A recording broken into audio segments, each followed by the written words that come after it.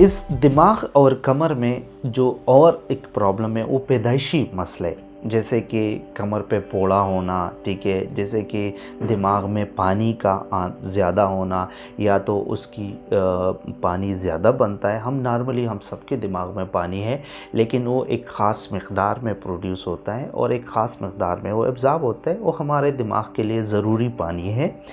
कुछ बच्चों में इस तरह होता है कि पैदाइशी तौर पे या तो उसकी प्रोडक्शन ज़्यादा होती है या उसके रास्ते के में कोई रुकावट होती है, जिसकी वजह से उसका सर बढ़ने लगता है और पानी ज़्यादा। तो उसके लिए फिर हम एक ऑपरेशन करते हैं, एक पाइप डालते हैं। डिफरेंट तरीके हैं ऑपरेशन के, लेकिन जो कॉमन यूज़ होता है वो यही है कि एक पाइप यूज़ करते हैं, वो पेट तक लाते हैं, एक्स्ट्रा पानी जो है ना पेट में एब्जॉर्ब होता है। दूसरा जो पोड़े वाला है उसका फिर हम ऑपरेशन करके उसके रिपेयर करते हैं। उसके लेयर्स नहीं बने होते हैं, वो लेयर्स बनाते हैं हम उसका। अब एक तो ये सर्जिकल वो है कि हम जब भी बच्चा पैदा हो और उसको ये प्रॉब्लम हो तो हम उसको ट्रीट करते हैं, लेकिन इन प्रॉब्लम से कई हद तक हम इस पे काबू पा सकते हैं सिंपल सा काम करके। जिनको प्रेगनेंसी हो वो 3 महीने तक फोलिक एसिड का इस्तेमाल करें।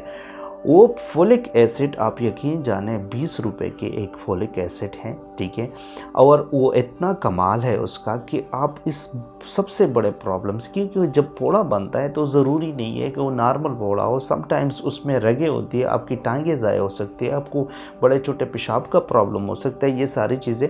तो उस सब चीज़ों से और इतनी बड़ी सर्जरी से आप गुजरते हैं, पूरे फैमिली पे टेंशन होती है, ये सारी चीज़ें होती हैं। तो उस से बचने के लिए आप सिंपल, अगर जिस किसी ने भी प्रेगनेंसी हो तो वो फोलिक एसिड का इस्तेमाल, अब बेहतर ये है कि प्रेगनेंसी से 2-3 महीने पहले शुरू करें, लेकिन अगर प्रेगनेंसी के दौरान भी 3 महीने इस्तेमाल करें तो भी ठीक है।